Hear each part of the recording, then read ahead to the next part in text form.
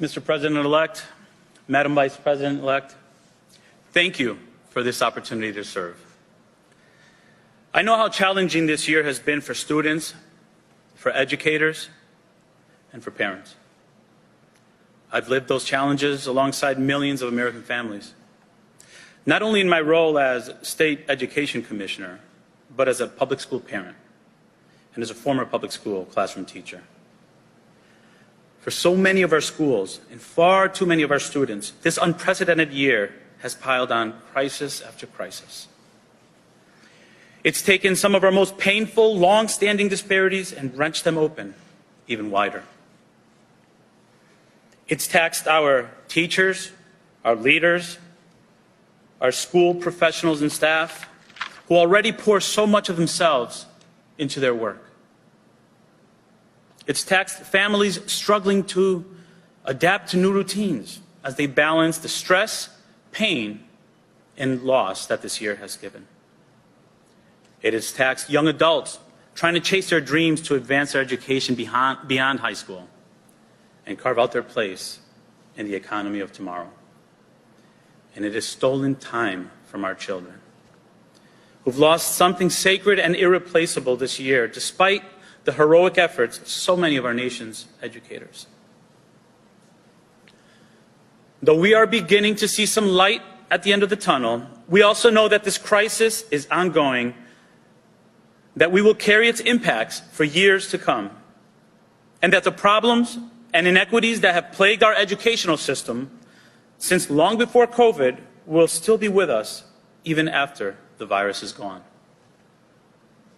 So it's our responsibility, it's our privilege to take this moment and to do the most American thing imaginable, to forge opportunity out of crisis, to draw on our resolve, our ingenuity, and our tireless optimism as a people, and build something better than we've ever had before. That's the choice Americans make every day. It's a choice that defines us as Americans. It's the choice my grandparents made. Abelino and Maria de la Paz Cardona and Hermana Muñiz Rosa, when they made their way from Aguada, Puerto Rico, for new opportunities in Connecticut. I'm proud to say I was born at the Yale Acres housing projects. That's where my parents, Hector and Sarah Cardona, instilled early on the importance of hard work, service to community, and education.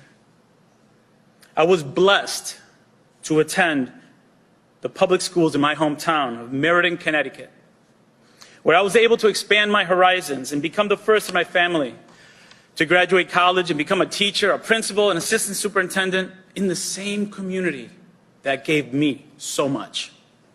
That is the power of America.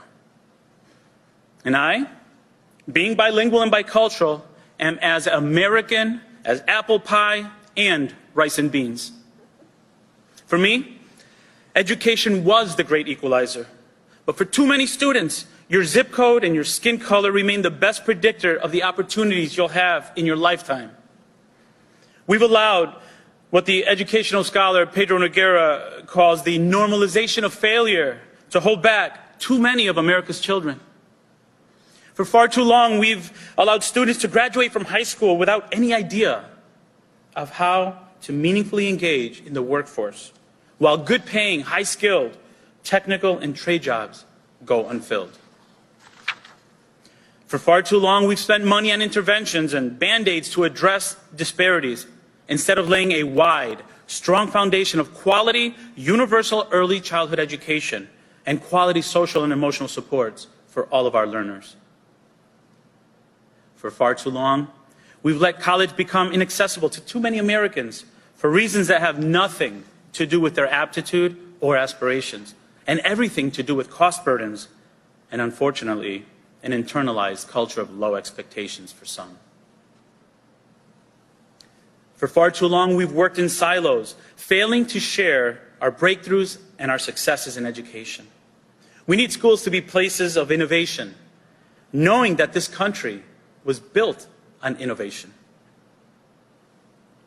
And for far too long, the teaching profession has been kicked around and not given the respect it deserves. It shouldn't take a pandemic for us to realize how important teachers are for this country. There are no shortages of challenges ahead, no shortage of problems for us to solve.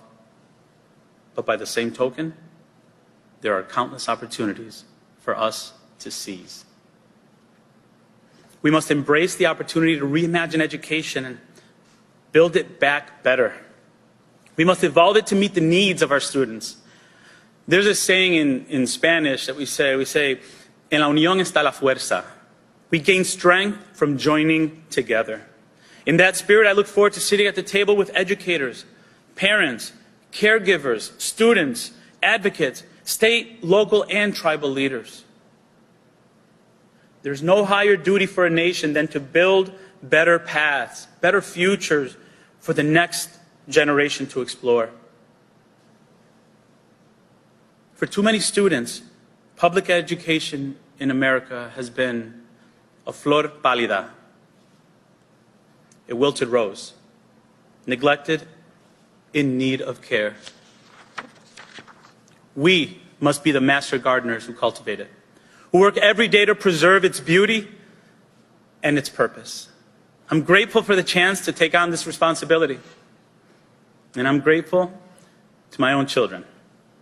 Miguel Jr., or as we call him, Angelito, to my daughter, Celine, and to my wife and best friend, Marissa, herself a middle school, family school liaison.